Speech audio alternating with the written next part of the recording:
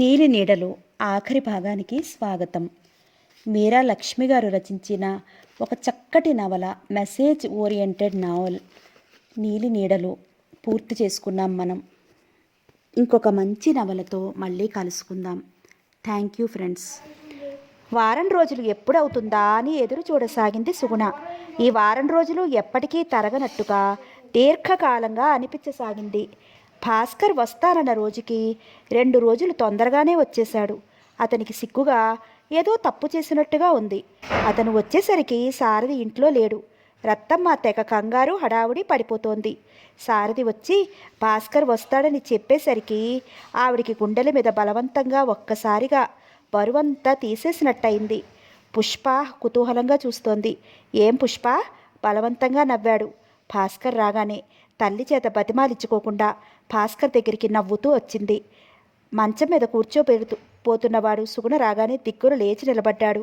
అతని కళ్ళల్లో బాధ, పశ్చాత్తాపం, సిగ్గు, మొహమాటం నేనన్నట్లు పోటీ పడుతున్నట్లుగా కనిపిస్తున్నాయి. సుగుణ నవ్వుముఖం చూస్తుంటే అతనికి ఎంతో ఆశ్చర్యంగా, గొప్ప ఆనందంగా అనిపిస్తోంది.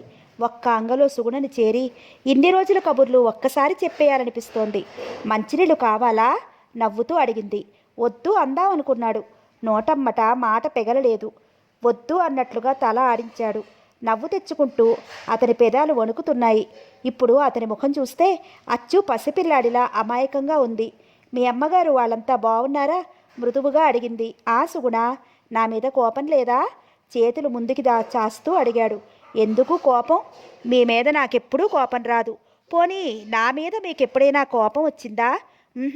ఎప్పుడూ రాలేదు. నన్ను నమ్ముతావు కదూ? సుగుణని దగ్గరగా తీసుకుంటూ అడిగాడు.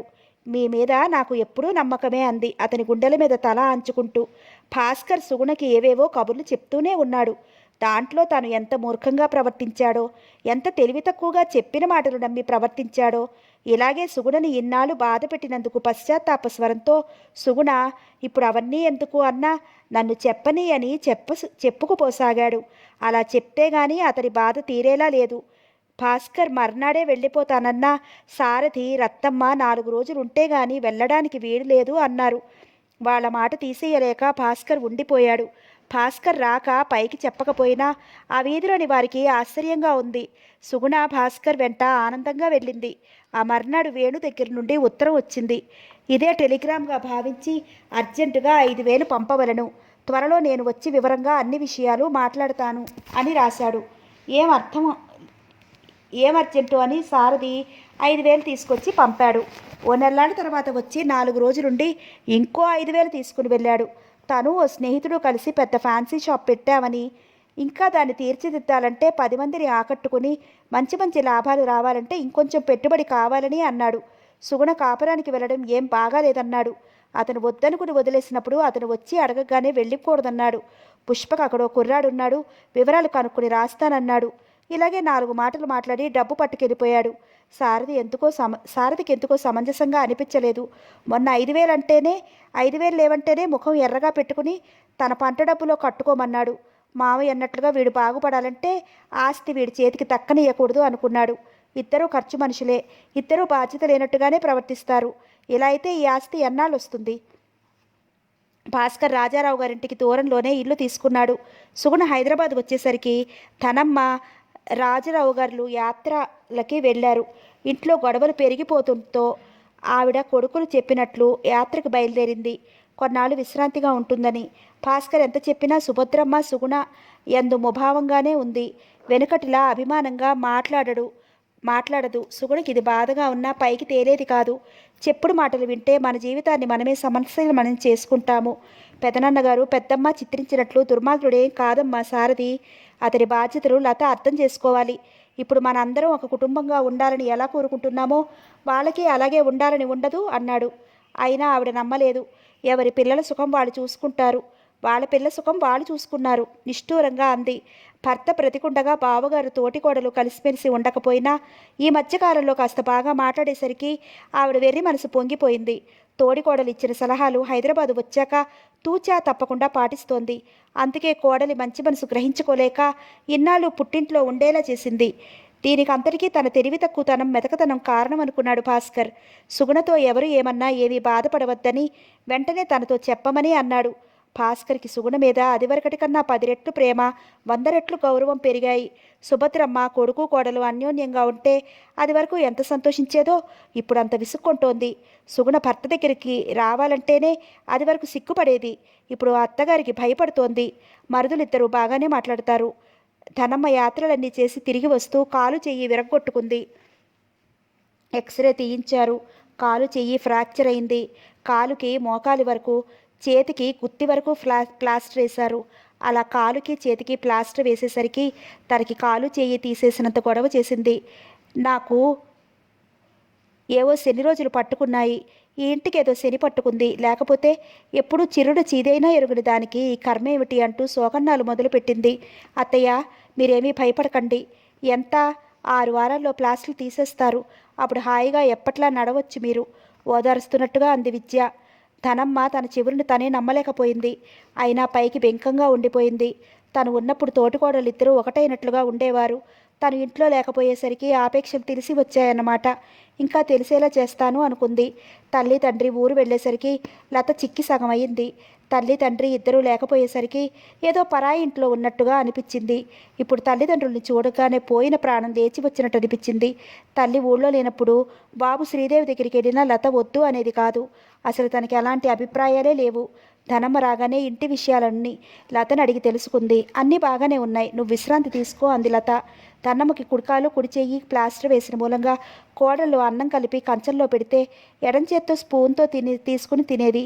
ఎంత బాగా కలిపినా ఆవిడకి ప్రతిదానికి ఎన్నో వంకలు పెట్టేది. ఈరోజు ఆవిడ దేనికి విసుక్కుందో గుర్తుపెట్టుకుని మర్నాడు ఆ పొరపాటు జరగకుండా చూసుకునేవారు. ఓ పూట రాజారావు గారు భార్యతో సరసం ఆడారు. నీకేవే, 2 కోడళ్ళు కంటికి రెప్పలా చూసుకుంటున్నారు అనేసరికి జయ్యను లేచింది. నాకిదేమన్నా సరదానా? ఇలా అయిందేమిట్రా దేవుడా అని నేనేడుస్తుంటే ఎవరికి సరదా ఉంటుంది? అవసరం వచ్చినప్పుడు చేసేవాళ్ళు లేకపోతే కష్టం కదా, అందుకని అన్నాను అన్నాడాయన. 2 రోజుల నుండి శ్రీదేవిని సతాయిస్తూనే ఆ పగట విద్య వచ్చింది అత్తగారికి అన్నం కలపడానికి. విద్యను చూస్తూనే ధనమ్మ ముఖం పక్కకి తిప్పుకుంది. విద్య ఇదేం పట్టించుకోనట్లు అన్నం కూరలు అన్నీ తీసుకొచ్చి టేబుల్ మీద పెట్టింది. ముందు ఏం కలపమంటారు? బీరకాయ పప్ప, వంకాయ కూర కలపనా అని అడిగింది. ఏదో ఒకటి అంది ముఖం ఇటు తిప్పకుండానే. ఏదో ఒకటంటే మాకెలా తెలుస్తుంది? మీకు ముందు ఏది ఇష్టమో చెప్పండి సౌమ్యంగానే అడిగింది. ఏదో ఒకటి అంటే వినపడదా? కలిపితే కలుపు, లేకపోతే వెళ్ళిపో ఇక్కడి నుంచి కసురుకున్నట్టుగా అంది. విద్య ఏమీ పట్టించుకోనట్టు ముందు వంకాయ కూర కలిపి స్పూను ఇచ్చింది. ధనమ్మకి ఒళ్ళు మండిపోయింది. ఇలాగే కలుపుతారా కూర అన్నం? అసలు కలిసిందా? కస్సుమంది. నేను అలాగే కలుపుకుంటాను, మీకు ఎలా కావాలో చెప్పి చేయించుకోండి. చెయ్యనంటలేదు కదా. అన్నీ బొట్టు పెట్టి చెప్పాలా? అత్తగారిని ఎదిరించటం మాత్రం ఎవరూ చెప్పక్కర్లేదు. ధనమ్మ కోపం తారాస్థాయిని అంటుకుంటోంది. మీకు ఏ కూర కలపను, ఎలా కలపను అని అడగటం ఎదిరించటమా? నాకు తెలియదండి. మీరు మీ అత్తగారితో ఎలా మాట్లాడారో నేను చూడలేదు కదా. ఇదిగో, నువ్వు అడిగిన దానికి తిన్నగా జవాబు చెప్తే చెప్పు, లేకపోతే లేదు. అంతేకాని నీ ఇష్టం వచ్చినట్టు మాట్లాడకు అరిచింది. ఎందుకు అలా అరుస్తారు? మీ అడుగుజాడల్లో నడుద్దామని అడిగాను. నీలాగా నేను ఎదిరించలేదు. అసలు మీరు మీ అత్తగారి దగ్గర ఉంటేగా. మీరు మీ అత్తగారికి ఏం చేశారు? ఇంకా మీకన్నా మేము 1000 రెట్లు నయం. ధనమ్మ కంచం విసురుగా తోసేసి, ఎప్పుడూ విస్తట్లో అన్నం పెట్టి గొడవే. కూర్చుని తినండి, నా సొమ్ము నాకు పెట్టడానికి రోజు గొడవ. మీ సొమ్ము నేనేం తింటున్నానని ఇలా గొడవ చేస్తున్నావు నిలదీసింది. ఎవరి సొమ్ము తినటం లేదు. మీ సొమ్ము, మామగారి సొమ్ము మీరు తింటున్నారు. నా సొమ్ము, నా భర్త సొమ్ము నేను తింటున్నాను. ఎవరి సొమ్ము వాళ్ళే తింటున్నారు. మరి నా సొమ్ము నేను తింటుంటేనే మీరు నా మీద క్షణక్షణం అథారిటీ చేస్తున్నారే. కానీ కట్నం తీసుకురాకుండా వచ్చాననుకోండి, అప్పుడు ఈ ఇంట్లో గ్లాసులు మంచినీళ్ళు కూడా ఇవ్వరు కాబోలు. మా నాన్న మీ అబ్బాయికి 25,000 కట్నం ఇచ్చి నాకు మహోపకారం చేశాడు ఎంతో శాంతంగా అంది. ధనమ్మకి విద్యని 2 వేద్దామన్నంత కోపం వచ్చింది. అమ్మా, లత బాధగా పిలిచింది. నువ్వు ముందు అన్నం తినమ్మా బాధను దిగమింగుకుంటూ అంది. విద్య తల్లితో దెబ్బలాడే మాటల్లో సగం తన గురించని ఎప్పుడో గ్రహించింది లత. నాకు అన్నం వద్దు, ఏం వద్దు దుఃఖాన్ని దిగమింగుకుంటూ అంది ధనమ్మ. లత నువ్వు పెట్టు, అన్నీ ఇక్కడ పెట్టి వెళతాను. బాబు ఏడిస్తే నేను ఆడిస్తాలే లత అని అన్నీ టేబుల్ మీద పెట్టి విద్య మామూలుగా వెళ్ళిపోయింది. విద్య ప్రవర్తన లతకి చాలా విచిత్రంగా అనిపిస్తోంది. తల్లితో దెబ్బలాడుతున్నప్పుడు విధిగా తన గురించి చెప్తుంది. తనతో ఎంతో అభిమానంగా మాట్లాడుతుంది. బాబుని ముద్దు చేస్తుంది. ఏమిటిది? ఎందుకు ఇలా ప్రవర్తిస్తోంది? ఏదో ఉంది, అదేమిటి? దీనికి గాలి లక్షణం ఏదైనా ఆవహించిందేమోనే లత. విద్య వెళ్ళిన వైపు భయంగా చూస్తూ అంది ధనమ్మ. పరాగ్గా ఉన్న లత ఉలిక్కి పడింది. తేరుకుంటూ గాలి లేదు గీలి లేదు కసురుకున్నట్లుగా అంది. నీ ముఖం నీకేం తెలుసు? నీ అత్తగారింట్లో వయసులో ఉన్న వాళ్ళు ఎవరైనా చనిపోయారేమో నీకు తెలుసా అని అడిగింది. ఏమిటమ్మా చాదస్తం? అలాంటిదేమీ లేవు, అలా మాట్లాడకు. నాతో దెబ్బలాడినప్పుడల్లా నీ గురించి నువ్వు కట్నం తీసుకెళ్ళలేదనే దెప్పుతుంది కదే. మనం ఏమైనా కట్నం ఇవ్వమన్నామా? పోనీ నీ మీద ద్వేషమేమో అంటే నీతో బాగానే మాట్లాడుతుంది. అయితే మాత్రం దెయ్యం పట్టిన వాళ్ళు ఇలా ఉంటారా? అనేక రకాలే తల్లి, వాటి గుణగణాలన్నీ మనం తెలుసుకోలేం. అమ్మా, ఈసారి దెయ్యం అనే మాట అనకు. నువ్వన్నట్టుగా అదే అయితే ఆ దెయ్యం నన్ను పట్టుకోవాలిగా, చిన్న వదిని పట్టుకుంటుందా? ఈ మాట విద్య విందంటే నానా గొడవ అవుతుంది. ఇంకా ఆ మాట మనసులోకి రానివ్వకు. ముందు అన్నం తిను అని తల్లి విసురుగా తోసేసిన కంచం తల్లి ముందుకు జరిపింది. అక్కయ్య, ఎలా ఉంది ఒంట్లో? సుభద్రమ్మ వస్తూ పలకరించింది. లత తల తిప్పి చూసింది. ధనమ్మ తలెత్తింది. సుభద్రమ్మ వెనకాల సుగుణ భాస్కర్ కూడా ఉన్నారు. సుభద్రమ్మ వెనకాల నిలబడ్డ సుగుణకేసి కళ్ళు వెడల్పు చేసుకుని చూస్తోంది ధనమ్మ. లత ఆశ్చర్యంగా చూస్తోంది. ధనమ్మ చూపులు సుగుణ మీద నుంచి భాస్కర్ మీదకి మళ్ళాయి. భాస్కర్ ధనమ్మ కేసి చూడటంతో ఏం పెద్దమ్మ, ఎలా ఉంది ఒంట్లో అంటూ చెయ్యి చూస్తూ అరెరే చాలా దెబ్బ తగిలినట్లుంది అంటూ ముందుకి వచ్చాడు. అప్పుడు కాలికి ఉన్న ప్లాస్టర్ చూస్తూ తెల్లబోయినట్లు చాలా బాధపడిపోతున్నట్లుగా ముఖం పెడుతూ కాలికి కూడా తగిలిందా? అసలు ఎలా తగిలింది? ఎలా పడ్డావు? చాలా బాధపడుతూ అడిగాడు. ఏదో కర్మ, ఆవిడ మూలిగింది. వదినా అంటూ సుగుణ పలకరించగానే లత తేరుకుంది. ఎప్పుడొచ్చావు సుగుణ అని పలకరించింది. 4 రోజులైంది అని ధనమ్మకేసి తిరుగుతూ అత్తయ్య గారు బాగున్నారా అని పలకరించింది. చూస్తున్నావుగా మా అదృష్టాలు ఇలా ఉన్నాయి. తన కోపాన్నంతా కళ్ళల్లోనే చూపిస్తూ మాట నీరసంగా అంది. సుభద్రమ్మని భాస్కర్ని చూస్తూనే ఎంత అభిమానంగా మాట్లాడే ధనమ్మ చాలా ముభావంగా మాట్లాడసాగింది. ఇది సుభద్రమ్మ భాస్కర్ కూడా గ్రహించారు. భాస్కర్ వాళ్ళ అసలు రంగు తెలిసినందుకు సంతోషించాడు. వాళ్ళు వస్తుంటే విద్య ధనమ్మ వేసుకున్న కేకలు వీళ్ళకి వినపడ్డాయి. వదిన బాబు ఏడి లతని అడిగింది సుగుణ. వదిన తీసుకువెళ్ళింది అంది. అప్పుడే విద్య బాబును తీసుకుని అక్కడికి వచ్చింది. ఓ సుగుణ, ఎప్పుడొచ్చావు? ఇన్నాళ్ళు వేసావేంటి క్యాంపు? సంతోషంగా పలకరించింది. 4 రోజులైంది వచ్చి. బాగున్నారా? పెద్దక్కయ్య కనపడదేం అంది. అక్కయ్య కొంట్లో బాగుండలేదు, పడుకుంది. బాబు రా అని సుగుణ చేతులు చాచింది. బాబు వెళ్ళలేదు. సుగుణకేసి కొత్తగా చూస్తున్నాడు. బాబు అత్తయ్య వెళ్ళు విద్య అంది. సుగుణ బాబుని ఎత్తుకోబోయింది కానీ బాబు రాలేదు. ఏరా బాబు, నా దగ్గరికి రా, చాక్లెట్లు కొనుక్కుందాం. భాస్కర్ పిలిచేసరికి బాబు భాస్కర్ దగ్గరికి వెళ్ళాడు. విద్య సుభద్రమ్మతో కూడా బాగా మాట్లాడుతోంది. భాస్కర్ లతని శ్రద్ధగా గమనిస్తున్నాడు. ఆ ముఖంలో ఒక్కసారిగా ఏదో నిస్పృహ తొంగి చూస్తోంది. కారణం లేకుండా తను సుగుణని అన్ని రోజులు పుట్టింట్లో వదిలేసినా తను వెళ్ళగానే అందరూ బాగున్నారా అని అడిగింది. లత ఎవరి గురించి అడగలేదు. అత్తగారు ఒట్టి అమాయకురాలు, పెద్ద ఆవిడ. కనీసం ఆవిడ క్షేమమైనా అడగచ్చుగా. సుగుణని తను తీసుకొచ్చేయడంతో ఉన్న ఒక్క ఆశ పోయిందని బాధపడుతోందన్నమాట అనుకున్నాడు. ధనమ్మకి అసలు అన్నం సహించటం లేదు. సుగుణని భాస్కర్ తీసుకొచ్చేశాడు. సుభద్రమ్మ మాట వరుసకైనా తనతో చెప్పలేదు. ఇంకా సారథి ఏం వింటాడు? మొండి ఘటం కాబట్టే చెల్లెల్ని అన్నాళ్ళు పుట్టింట్లో వదిలేసినా ధైర్యంగా ఉన్నాడు. ఈ వెర్రి వెళ్ళగలప్ప పెళ్ళాన్ని వదిలి ఉండలేక సిగ్గు లేకుండా పెళ్ళాన్ని తీసుకొచ్చుకున్నాడు. ఆవిడికి ఇద్దరి మీద బాగా కోపంగా ఉంది. సుభద్రమ్మకి ఏదో తప్పు చేసినట్టుగా ఉంది. రండి హాల్లో కూర్చుందాం, అత్తయ్య గారిని భోజనం చేశాక తీసుకొస్తాను విద్య అంది. అందరూ వచ్చినా సుభద్రమ్మ రాలేదు. అందరూ వెళ్ళాక ధనమ్మ అంది. మొన్న మధ్య వచ్చినప్పుడు కోడలు వస్తుందని చెప్పావే కాదు, గుమ్మంలోకి వచ్చే వరకు నాకు తెలియదు. నేనే తెల్లబోయాను. నా తప్పేమీ లేదు అన్నట్లు చెప్పి గాలి పీల్చుకుంది. ఏదో మంచి కుటుంబం అంటే పిల్లని ఇచ్చాం. కళ్ళెదుట పిల్ల అలా బాధపడుతుంటే కడుపు తరుక్కుపోతోంది. పిల్లాడిని చూడటానికి కూడా లేనట్టుంది కఠినాత్ముడికి. వాళ్ళ పిల్ల సుఖపడుతోంది, ఇక వాళ్ళకి లెక్కేముంది నిష్ఠూరంగా అంది. సుగుణని అక్కడ వదిలితే దారిలోకి వస్తాడని నేను అనుకున్నాను సుమా. చెల్లెల్ని వదిలేసినా ఆ పిల్లాడికి చీమ కుట్టినట్లయినా లేనట్టుంది. ఇంకొన్నాళ్ళు ఉంచితే భయపడేవాడు. పిల్ల కాపురం చెడిపోతే ఎలా బాధ ఉంటుందో ఆవిడికి తెలిసి వచ్చును. కాపురం చేసిన కొద్ది రోజులు పిల్లని కాల్చుకు తింది. భార్యాభర్తల్ని మాట్లాడుకొనిచ్చేది కాదుట. ఎప్పటికైనా నా పిల్ల ఉసురు తగలకపోతుందా, నేను చూడకపోతానా? ధనమ్మ కళ్ళల్లో నుంచి నిప్పులు కురిశాయి. అంత మాట ఎందుకులే, బాధపడకు, కంగారుగా ఓదార్పుగా అంది సుభద్రమ్మ. నా కడుపు ఎంత మండిపోతుందో నీకేం తెలుసు? అసలు ఈ వెధవ సంబంధం మనకొద్దు అంటే మీ బావగారు విన్నారు కాదు. ఇదిగో అనుభవిస్తున్నాం. ఉన్నవాళ్ళంతా బాగానే ఉన్నారు. మనసులోని అక్కసునంతా కక్కేసింది. సుభద్రమ్మ ఏం మాట్లాడలేనట్లు తలదించుకుంది.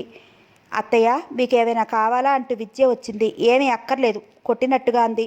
చేతి మీద నీళ్లు పోయమంటారా అని అడిగింది. ఆ వినయం చూస్తే ధనమ్మకి ఒళ్ళు మండిపోయింది. ఏం వద్దు అంది కోపాన్ని దిగమింగుకుంటూ.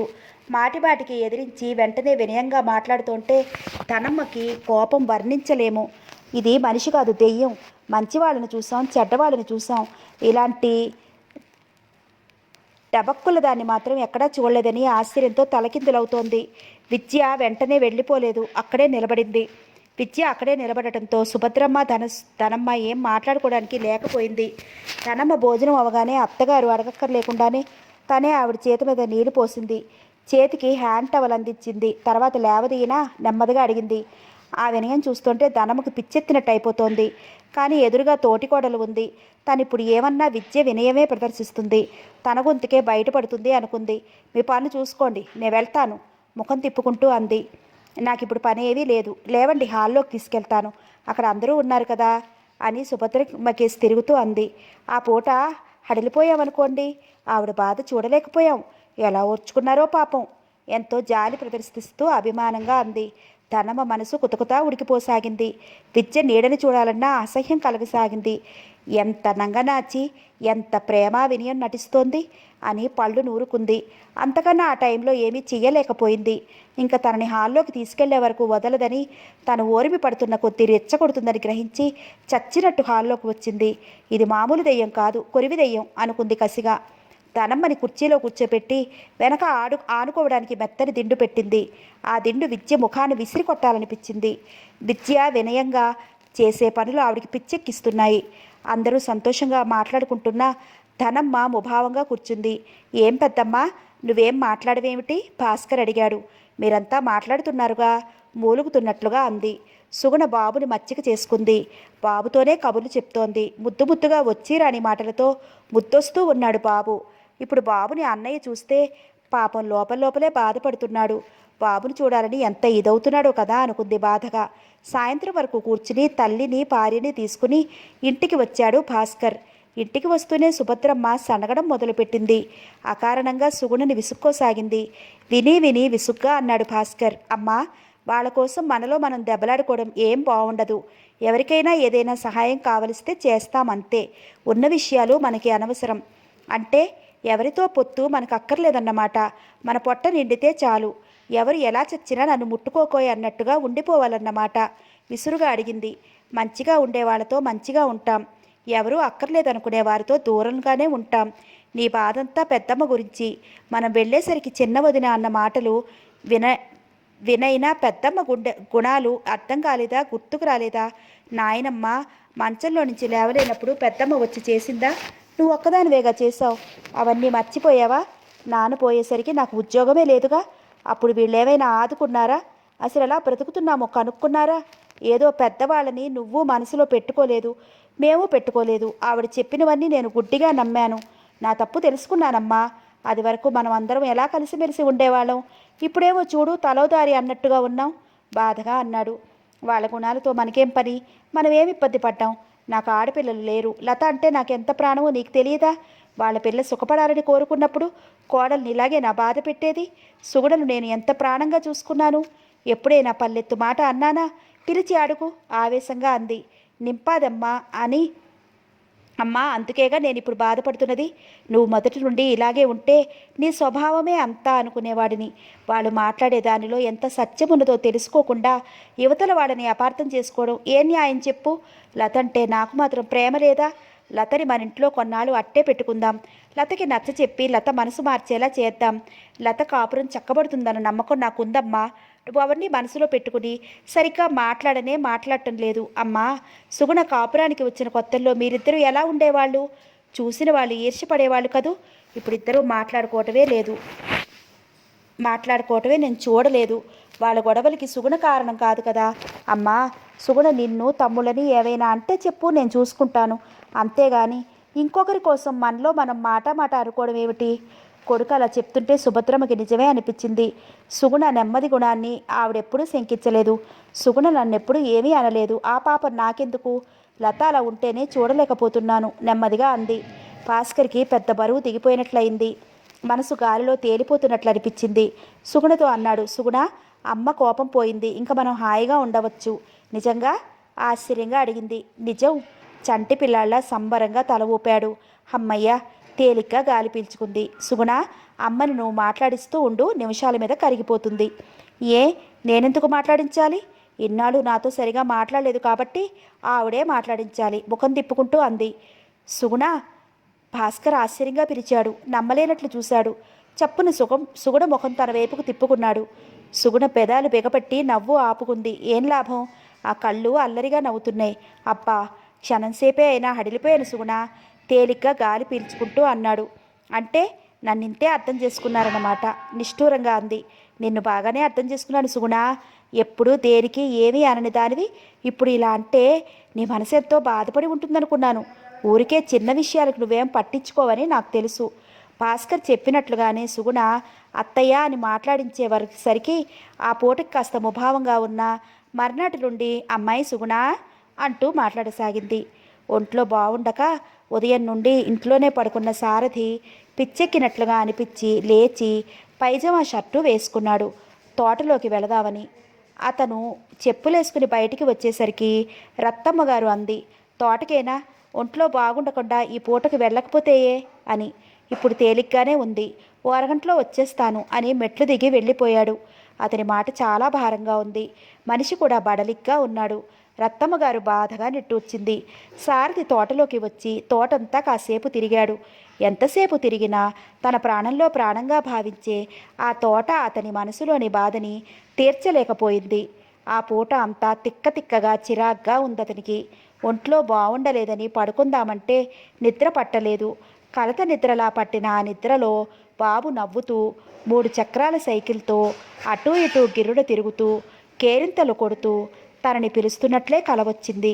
అలా ఒకసారి కాదు, 4-5 సార్లు వచ్చింది. బాబు తల్లిని వదిలి తనతోనే మాట్లాడుతున్నాడు.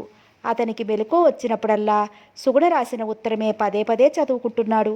సుగుణ బాబు మాటలు అల్లరి ఒక్క విషయం కూడా పొల్లుపోకుండా 4 పేజీల ఉత్తరం రాసింది. తను బాబుని 3 నెలలప్పుడు చూశాడు. అప్పుడే బాబుకి 3 ఏళ్ళు. అంటే 2 సంవత్సరాలు బాబుని తను దూరంగా ఉన్నాడు. కానీ ఇప్పుడు 2 క్షణాలు కూడా బాబుని చూడకుండా ఉండలేననిపిస్తోంది. బాబు చాలా పెద్దవాడయ్యాక తన గురించి తల్లిని అడుగుతాడు. అప్పుడు బాబు ఏం చేస్తాడు? తన మీద వాళ్ళు చెప్పినవన్నీ నమ్మి చేదరించుకుంటాడా? లేకపోతే ఒకసారి చూద్దామని, అసలు సంగతేమిటో తెలుసుకుందామని, తేల్చుకుందామని వస్తాడా? బాబు వస్తే తను గుర్తుపట్టగలడా? సుగుణ అచ్చు లతలా ఉంటాడని రాసిందిగా. ఎన్ని సంవత్సరాలైనా తను గుర్తుపట్టగలడు. లత పోలికే అయితే తనెందుకు గుర్తుపట్టలేడు? బాబే తనని గుర్తుపట్టడు. ఫలానా ఆయన కావాలి అంటూ వస్తాడు. తను నేనే అంటాడు. అప్పుడు బాబు ఎలా చూస్తాడు? కోపంగా చూస్తాడా? అతను తల విదిలించి వచ్చి మామిడి చెట్టు కింద తిన్నె మీద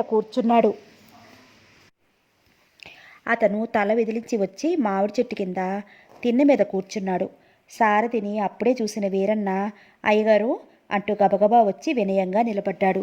ఉదయం ఇంటికి వెళితే ఒంట్లో బాగుండలేదని రానని చెప్పాడు సారథి. ఎలా ఉందండి అయ్యగారు అని అడిగాడు. తేలిగ్గానే ఉంది. సాంబయ్య కొబ్బరికాయలు కావాలన్నాడట, వచ్చాడా అని అడిగాడు. రేపొస్తానని చెప్పమని సోమయ్యకి సంతలో కనపడి చెప్పారు అండి. ఇంట్లో విశ్రాంతి తీసుకోలేకపోయారా అయ్యగారు? ఏదన్నా తెలవకపోతే మేమే ఇంటికి వచ్చేవాళ్ళం కదా అభిమానంగా అన్నాడు. నాకు తేలిగ్గానే ఉంది వీరన్న. మీ అబ్బాయికి జ్వరం తగ్గిందా? తగ్గిందండి. మీరు చెప్పాక డాక్టర్ గారు ఇంజెక్షన్ ఇచ్చారండి. ఈ పూట నిద్ర పట్టిందండి. అలా చెప్పడంలో ఎంతో కృతజ్ఞత, వినయం, సారథి మీద ఉండే అపారమైన భక్తిభావం గొంతులో నిండుగా పలికాయి. సరే, నువ్వు పని చూసుకో వీరన్నా, నేను కాసేపు కూర్చుని వెళతాను అన్నాడు. వీరన్న వెళ్ళిపోయాడు. సారథి నీరసంగా వెనక్కి చెట్టుకు ఆనుకున్నాడు. అబ్బా, ఈ మనసు ఎంత విచిత్రమైనది! దీనికి ఇంత శక్తి, అథారిటీ ఎలా వచ్చాయి? పోయే ప్రాణాన్నైనా కొన్ని క్షణాలు ఆపొచ్చేమో కానీ కళ్ళని తెచ్చుకున్న ఈ మనసుని అరక్షణం కూడా పట్టుకోలేం. మనిషి చేత సర్కస్ చేయిస్తుంది. అతను బాధగా కళ్ళు మూసుకున్నాడు. ఈ పూట బొత్తిగా అతని మాట వినటం లేదు. అతని మనసు అతని మీద అలిగినట్లుగా, కత్తి కత్తినట్లుగా తిక్కగా చూస్తోంది. చీకటి పడే వరకు అక్కడే కూర్చున్నాడు సారథి. అక్కడి నుండి కదలాలని లేకపోయినా ఎవరి దృష్టిలోనూ పడడం ఇష్టం లేక మెల్లగా ఇంటి దారి పట్టాడు. సారథి ఎప్పుడూ ఖాళీగా కూర్చోగా చూడని వీరన్నకి ఇందాకనే అనుమానం వచ్చింది. అయ్యగారు ఈ పూట అదోలా ఉన్నారని. దేవుళ్ళంటే అయ్యగారి మనసు ఆ దేవుడు ఎందుకు బాధ పెడుతున్నాడో బాధగా అనుకున్నాడు. రత్తమ్మ అరుగు మీద నిలబడి సారథి కోసమే చూస్తోంది. ఏ అమ్మా చీకట్లో నిలబడ్డావు అన్నాడు వస్తూనే. సారథి పలకరించే వరకు సారథిని ఆవిడ చూడనే లేదు. ఇంకా వీధి మొగని ఉన్న వాళ్లలో సారథి ఉన్నాడేమోనని కళ్ళకి చెయ్యి అడ్డు పెట్టుకుని చూస్తోంది. ఇంకా రాలేదేమిటా అని చూస్తున్నాన్రా, అప్పుడే వస్తారని వెళ్ళావు, ఇంతసేపైనా రాలేదు. ఎవరి చేతినైనా కబురు చేద్దామా అనుకుంటున్నాను అంది. కబురు చేయడం ఎందుకు, మాట్లాడుతూ కూర్చున్నాను. పుష్ప ఏది, పడుకుందా? పడుకుంది. నీకు కాఫీ పెట్టి ఇవ్వనా? వద్దమ్మా, నువ్వు భోజనం చేశావా? ఇంకా లేదు, చేస్తాలే అంది.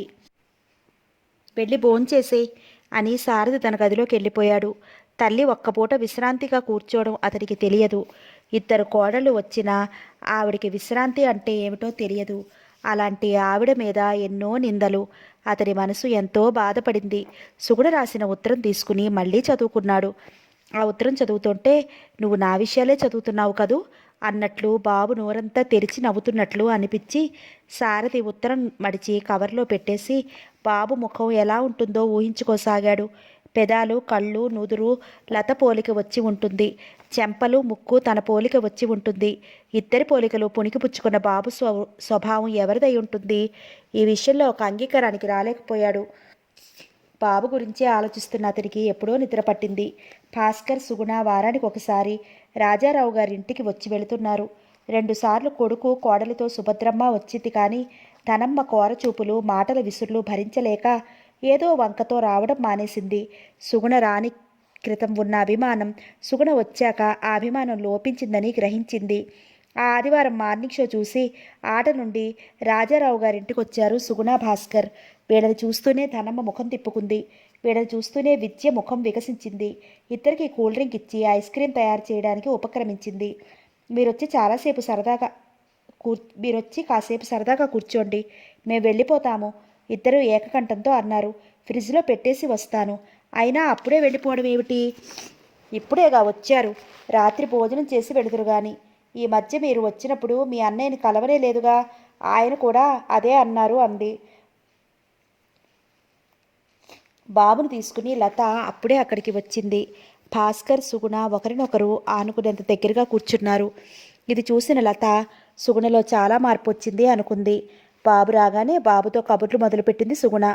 భాస్కర్ లతతో కబుర్లు చెప్పసాగాడు. భాస్కర్లో కూడా మార్పు వచ్చినట్లు గ్రహించింది.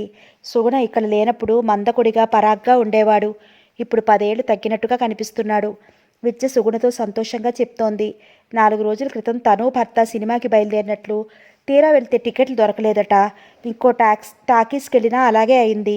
ఆకలి లేకపోయినా హోటల్కి వెళ్ళి టిఫిన్ తిని ఓ ఫ్రెండ్ ఇంటికి వెళ్ళి కాసేపు కాలక్షేపం చేసి సెకండ్ షో చూసి వచ్చేటప్పుడు పళ్ళు, మిరపకాయ బజ్జీలు కొనుక్కు తెచ్చుకుని తిని పడుకున్నారు.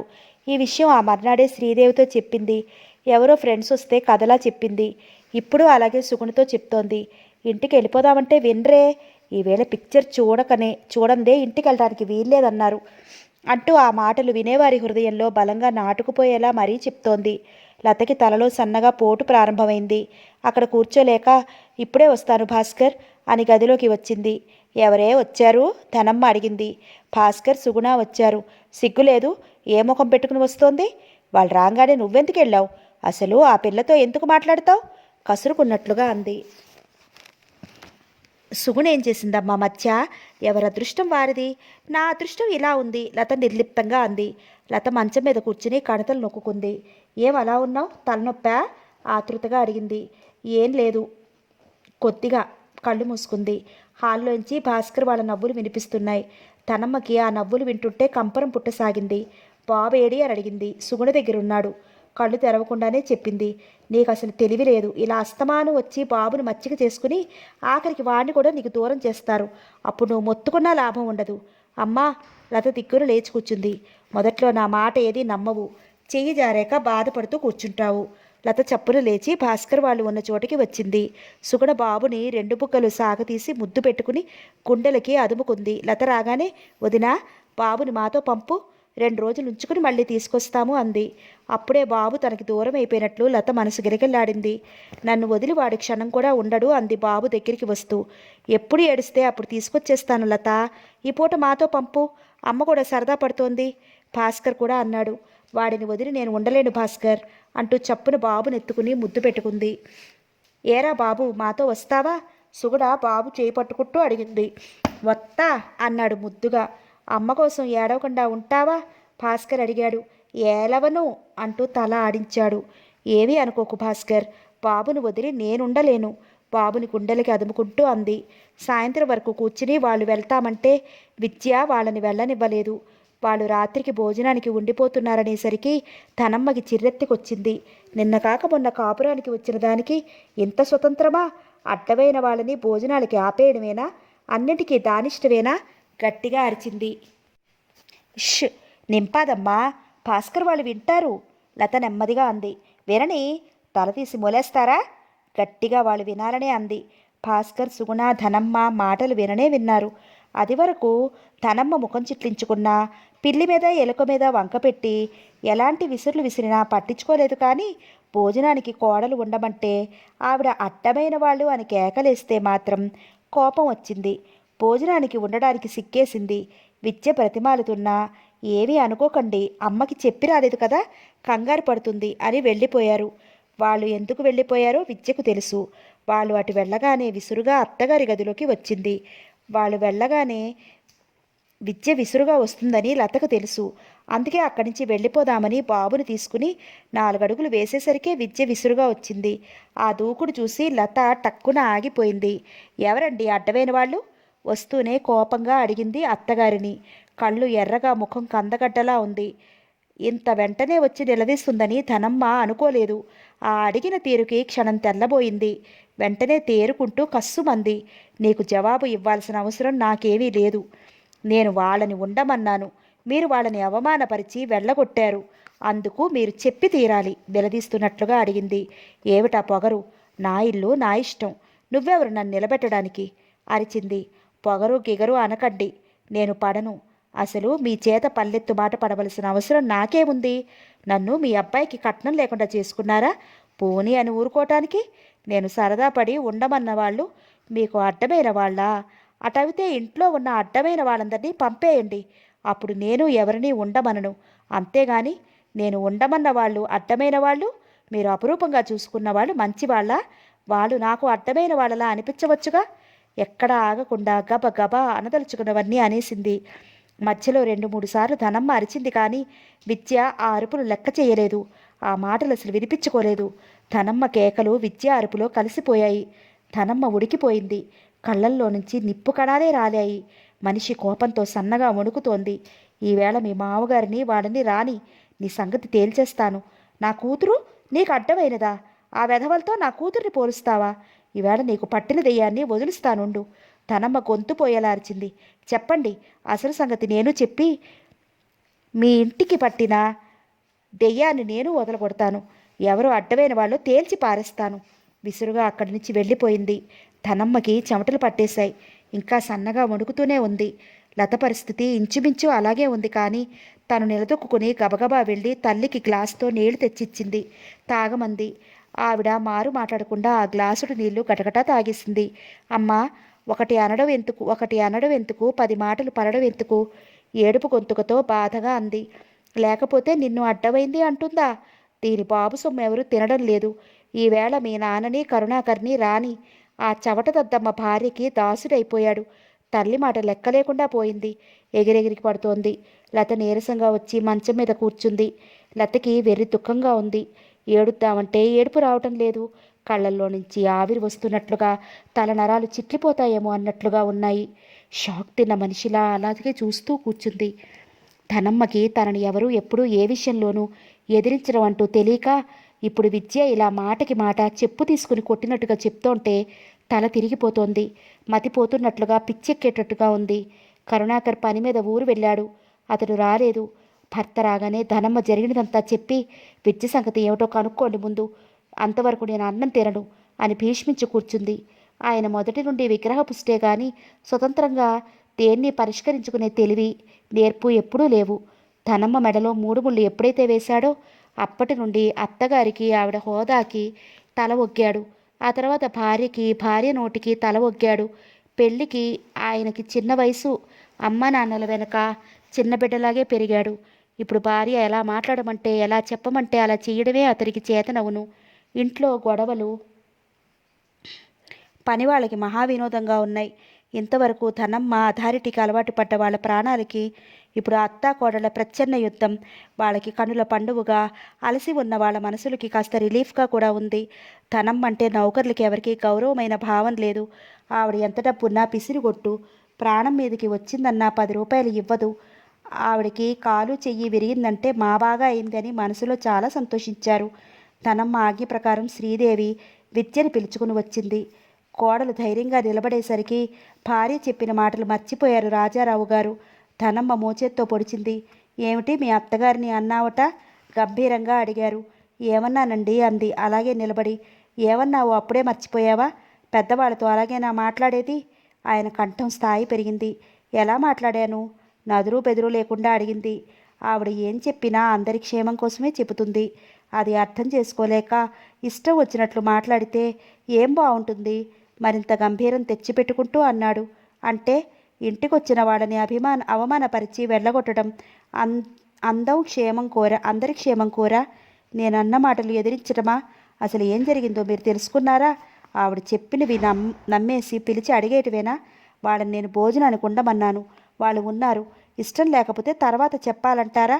వాళ్ళ ముఖాన్ని అడ్డమైన వాళ్ళు, సిగ్గులేని వాళ్ళు అంటారా? పెద్దవారు మీరు ఆలోచించండి. ఆవిడ చెప్పగానే కోడలు ఎదిరించడం ఏమిటి అనుకుంటున్నారే కానీ తీరా ఉండమంది కదా.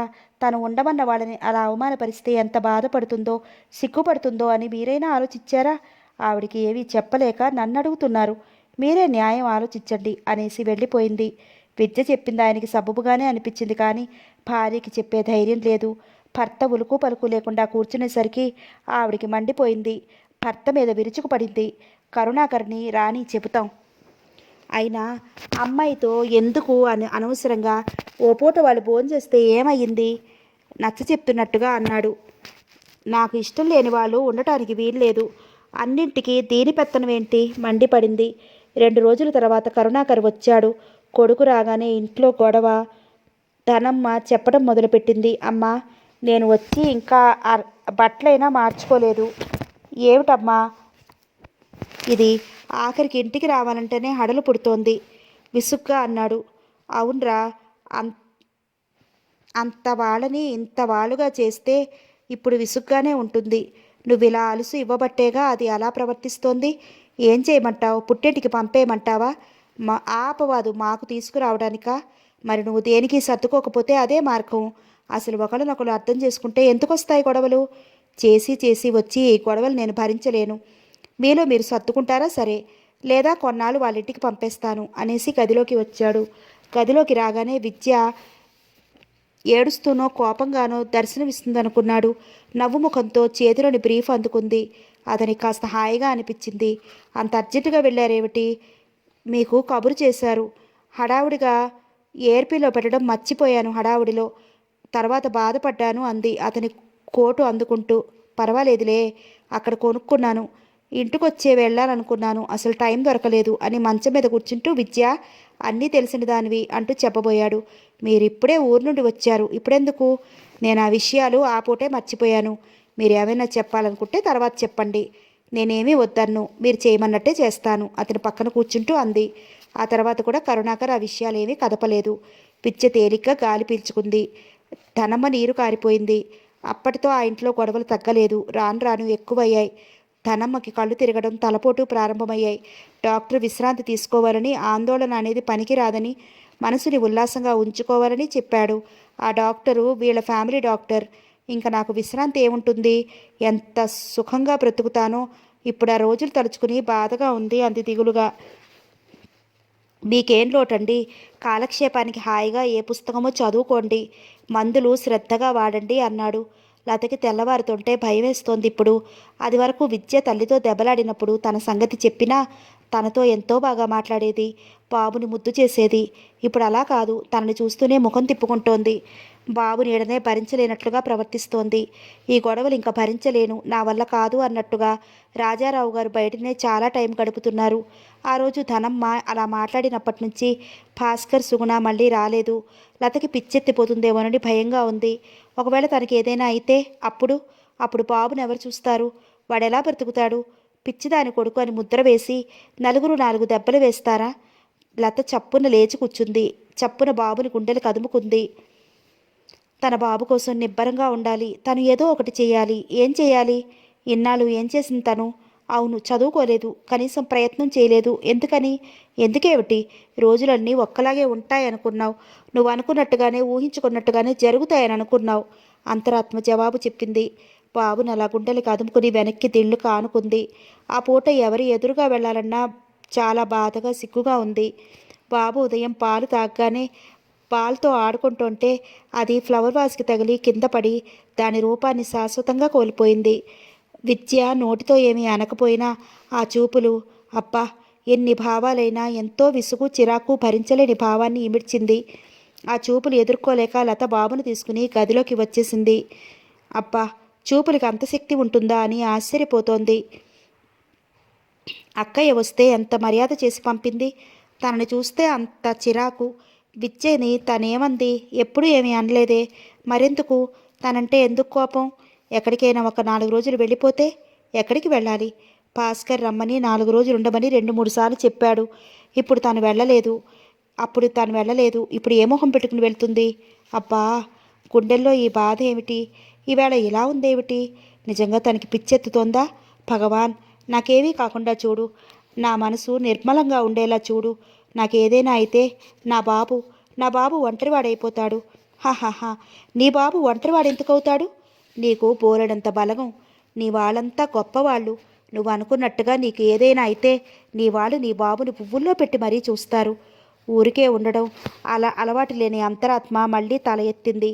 లత కళ్ళు తెరిచి లేచి కూర్చుంది. ఎదురుగా భాస్కర్ గుమ్మంలో నిలబడి తనకేసే ఆశ్చర్యంగా చూస్తున్నాడు. నువ్వా భాస్కర్?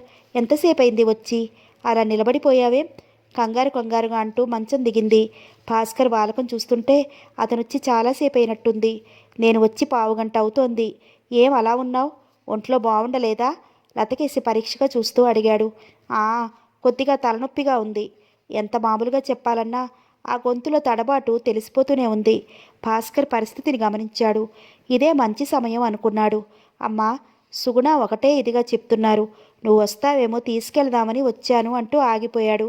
అలాగే భాస్కర్, నువ్వింత అభిమానంగా చెప్పినందుకైనా రావాలి. అలాగే వస్తాలే అనేసింది. నిజంగా చాలా సంతోషం లత. అమ్మ, సుగుణ చాలా సంతోషిస్తారు సంబరంగా అన్నాడు. లతకి మనసు సరిగ్గా తేలిగ్గా అయిపోయినట్టుగా అనిపించింది ఒక్కసారిగా. ఈ పూట భాస్కర్ రాకపోతే తనేమయ్యేదో. వచ్చినా రమ్మని అడగకుండా వెళ్తే తను పిచ్చిదే అయ్యేది.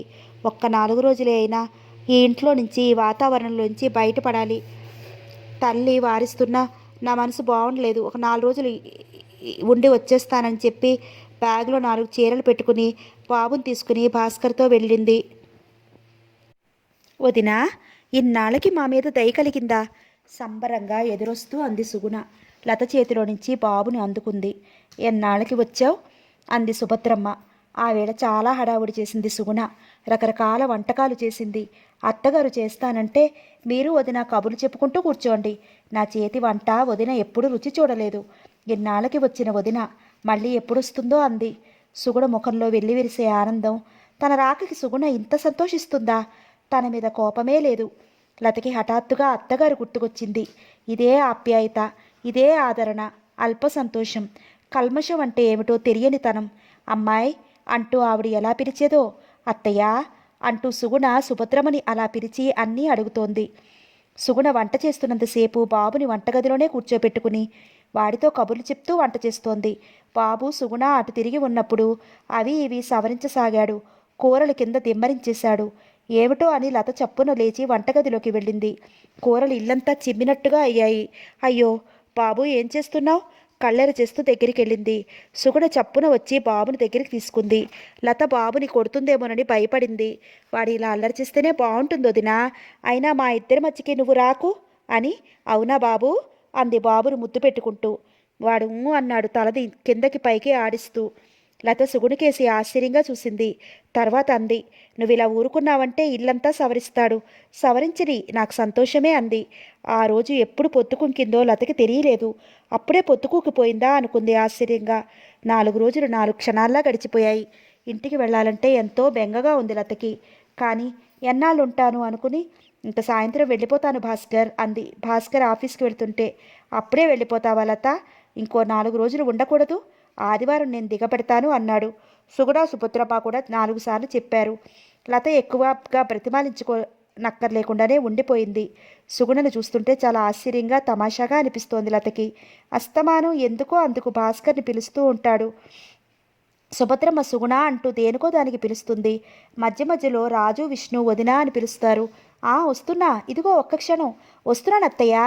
ఇలా ఒక్కొక్కరికి చెప్తూ బంతిలా గిరిగరా తిరిగే సుగుణను చూస్తుంటే ముచ్చటేస్తోంది. సుగుణకి విసుగనేదే లేదా? చిరాకు కలగదా అని ఆశ్చర్యపోతోంది. లత ఇంటికి వచ్చింది. ఇంట్లో పరిస్థితులు ఎప్పటిలాగే ఉన్నాయి. తల్లి అరవడం మానలేదు. విద్య ఎదిరించడం మానలేదు. శ్రీదేవికి ఒంట్లో బాగుండలేదు.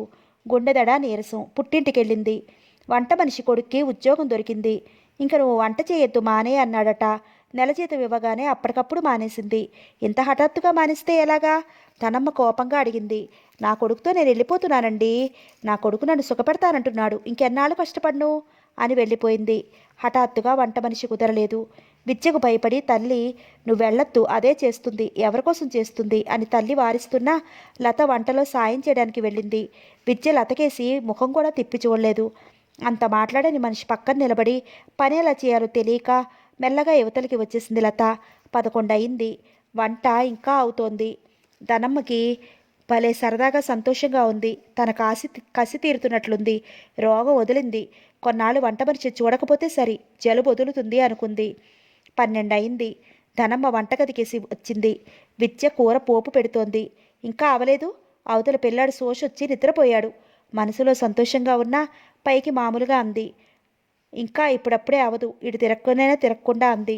అంటే ఒక్కపూట వంట మనిషి లేకపోతే వంట చేయలేవా? విద్య గిర్రుని ఇటు తిరిగింది. ధనమ్మ ఒక అడుగు వెనక్కి వేసి నిలబడింది. ఈ పూట మీరు చెయ్యండి, రాత్రికి నేను చేస్తాను అనేసి అక్కడి నుంచి వెళ్ళిపోయింది. ధనమ్మ ఏమన్నా విద్య వినిపించుకోలేదు. గదిలోకి వెళ్ళి తలుపులు మూసుకుంది. మిగతా వంట ధనమ్మ లత చేసుకోక తప్పలేదు. ధనమ్మ సణుగుతూనే ఉంది. కోడలను తిడుతూనే ఉంది. ఎప్పట్లా లత ఎందుకమ్మా అని అనలేదు. ఏవేవో దృశ్యాలు కళ్ళ ముందు గిరును తిరుగుతున్నాయి. అత్తగారు ఊరు వెళ్ళినప్పుడు తనకి వంట పనిలో సారథి సహాయం చేయడం, తను విసుక్కోవడం, వాళ్ళు ఊరు నుండి వచ్చాక వాళ్ళే వండుకోవడం, సారథి సహాయం చేయకూడదా అని అడిగితే ఇద్దరూ మాట అనుకోవడం, ఇలా ఎన్నో గుర్తొస్తున్నాయి. వారం రోజులు భాస్కర్ ఇంట్లో ఎంతో ప్రశాంతంగా హాయిగా ఉన్న మనసు ఇక్కడికి వచ్చి కొన్ని గంటలే అయినా మనసు అల్లకల్లోలం అయిపోయింది. 4 రోజుల క్రితం సీమ వచ్చింది. నేను పడుకున్నాను. వంట మనిషితో నిన్నోసారి రమ్మని చెప్పమందిట. కాస్త కోపం చల్లారిన ధనమ్మ చెప్పింది. పరాగ్గా ఉన్న లత అంది. కానీ వెళ్ళలేదు. అసలు లతకి ఈ మధ్య ఎక్కడికి వెళ్ళబుద్ధి కావటం లేదు. ముఖం మీద అనకపోయినా అందరి కళ్ళల్లో ప్రశ్నార్థకాలే. తనని చూసి ఒకరికొకరు కళ్ళుతోనే మాట్లాడుకుంటారు. ఈ కళ్ళ భాష మనిషిని కృంగతీస్తుంది, మనసుని కుళ్ళబొడుస్తుంది. ముఖాన ఏదైనా అంటే వాళ్ళ నోరు ముయించవచ్చు, కానీ ఈ కళ్ళల్లో ప్రదర్శించే భావాలని భరించడం మహా కష్టం అనుకుంది. ముఖాన ఏదన్నా అంటే వాళ్ళ నోరు ముయించవచ్చు, కానీ ఈ కళ్ళల్లో ప్రదర్శించే భావాలని భరించడం మహా కష్టం అనుకుంది. విద్య రోజు ఉదయం కాఫీలు పెట్టి అందరికీ ఇచ్చి గదిలోకి వెళ్ళి కూర్చుంటుంది. మళ్ళీ మధ్యాహ్నం కాఫీలు, సాయంత్రం వంట చేస్తుంది. మధ్యాహ్నం వంట జోలికే రాదు. ధనమ్మ ఎప్పుడూ వంట చేసి ఎరుగదు, కానీ చచ్చినట్టు ఇప్పుడు వంట చేస్తోంది. కానీ ఆ వంట ఎవరు నోట్లో పెట్టుకోలేకపోతున్నారు. వండిన పదార్థాలన్నీ పనివాళ్లే పట్టుకెడుతున్నారు. రాత్రి వంట విద్య బ్రహ్మాండంగా చేస్తోంది. ధనమ్మ పంతానికి రాత్రి విద్య వండిన కూర వేసుకోకుండా ఊరగాయ వేసుకుతింది. విద్య వెంటనే అంది, నా వంట మీకు నచ్చకపోతే రాత్రి కూడా మీరే చెయ్యండి. పెద్దవారు 2 పూట్ల మీ చేత వంట చేయించడం ఏమిటని నేను చేస్తున్నాను. ధనమ్మ హడిలిపోయింది. చచ్చినట్టు విద్యకి తల వంచింది. లత విద్య అన్న మాటకి సిగ్గుగా తల వంచుకుంది. పెద్దవారు 2 పూటలా మీ చేత వంట చేయించడం ఏమిటని తను ఎప్పుడూ పల్లెత్తు మాట అనలేదు. శాంతమూర్తి అత్తగారి ముఖం కళ్ళ ముందు మెదిలింది. ఆలోచిస్తూ ఒట్టి అన్నమే తింటోంది. ధనమ్మ విద్య ఎక్కడ చూస్తోందోనని కూతురిని మోచేత్తో పొడిచింది. 2వ పూట కూడా వంట చేస్తే 2 రోజుల్లో ఎవరి మాట ఎలా ఉన్నా తను మంచం ఎక్కుతుంది వద్దనుకున్నా ఈ ఆలోచన మనసులోకి వచ్చింది ధనమ్మకి. సారథి గంపల్లో కూరగాయలు ఎత్తిస్తున్నాడు. అతను ఉదయం నుండి భోజనం చేయలేదు. తల్లి తోటలోకి వెళుతుంటే భోంచేసేసి వెళ్ళు, వంట అయిపోయిందని చెప్పింది. మధ్యాహ్నం వస్తానని వచ్చేశాడు, కానీ అతనికి ఇంటికి వెళ్ళడానికి కుదరలేదు. ఒక్క కాయ కూడా దెబ్బ తినకుండా గంపల్లోకి ఎత్తించి బండిలో వేసే వరకు అతను ఎప్పుడూ కూడానే ఉంటాడు. పుష్ప అన్నయ్య అంటూ ఒగరుస్తూ పరిగెత్తుకొచ్చింది. ఏమిటమ్మా అన్నాడు ఇటు తిరుగుతూ. వేణు అన్నయ్యకి సీరియస్గా ఉందని టెలిగ్రామ్ వచ్చింది. అమ్మ ఏడుస్తోంది. పుష్ప కళ్ళల్లో గిర్రున నీళ్లు తిరిగాయి. బలవంతంగా దుఃఖాన్ని దిగముంగుతోంది. ఏది అని కబాల్న పుష్ప చేతిలో టెలిగ్రాము లాక్కుని చూశాడు. పుష్ప అన్నగారికేసే ఆతృతగా చూస్తోంది. సారథికి నవనాడులు కృంగిపోయినట్లయింది. దుఃఖంతో గుండె గొంతుకులోకి వచ్చినట్లయింది. పుష్ప చిన్నపిల్ల ఎదురుగా ఉంది. అతను ఒక గుటక వేసి అతి ప్రయత్నం మీద దుఃఖాన్ని దిగమింగాడు. గబగబా ఇంటికి వచ్చాడు. సారథిని చూడగానే పెద్దాడా అంటూ కొడుకుని పట్టుకుని ఏడ్చింది రత్తమ్మ. ఏమైందమ్మా, ఎందుకు ఆ కంగారు? తన బాధను దిగమింగి తల్లికి ధైర్యం చెప్పాడు. రేణుని అతని భార్యని ఇంటికి తీసుకువచ్చాడు. వెంకయ్య నాయుడు సారథి మీద పగపట్టాడు. ఆ పగ తీర్చుకోవడానికి ఎన్నో ఎత్తులు వేసి చిత్తుగా ఓడిపోయాడు. ఇంక తన పగ తీరదని తలపట్టుకున్నాడు. కానీ వేణు అతని వలలో తేలిగ్గా పడ్డాడు. మీ అన్నయ్య తను బాగుపడడు, నిన్ను బాగుపడనీయడు. నీ వాటా ఆస్తి పంచుకో, నీ చేత మంచి బిజినెస్ చేయిస్తాను, నాకు తెలుసున్న వాళ్ళు మద్రాసులో ఉన్నారు అంటూ వేణుని మద్రాసు వచ్చేలా చేసి వేణు అక్కడికి వచ్చాక సినిమా వ్యామోహం కలిగించాడు. 3 నెలల్లో 3 లక్షలు కళ్ళెదుట ప్రత్యక్షమవుతాయని గొప్ప గొప్ప వాళ్ళని ఇద్దరిని పరిచయం చేస్తూ వీళ్ళు అలాగే కుబేరుడుగానే ఉన్నారు, కుబేరులయ్యారు అన్నాడు. వేణు వెంకయ్య నాయుడు మాట నమ్మాడు. కానీ సారథిని అంత డబ్బు అడిగే ధైర్యం లేక ఆ మాటే అతనితో అన్నాడు. నువ్వు ఇలా పిరికిగా ఉంటే ఎక్కడి వేసావే గొంగళి అన్నట్టుగానే ఉంటావు. నేను 1,00,000 పెట్టుబడి పెట్టినప్పుడు కనీసం నువ్వు దానిలో సగమైనా పెట్టాలా, లేకపోతే వాళ్ళు ఒప్పుకోరు అన్నాడు. ఎలాగ మరి, ఎక్కడైనా అప్పు ఇప్పించు. చేతులు నలుపుకున్నాడు వేణు. ఎలాగా అని ఆలోచించినట్టు ముఖం పెట్టి, ఏదోలా వాళ్ళకి చూపించాలిగా.